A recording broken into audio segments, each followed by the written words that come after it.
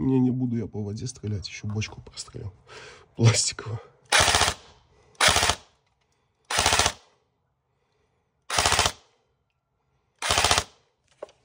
Она реально далеко стреляет. Я думаю, метров 50 как минимум. Может, не 50, 45. Ну, фиг его знает. Ну, достаточно далеко.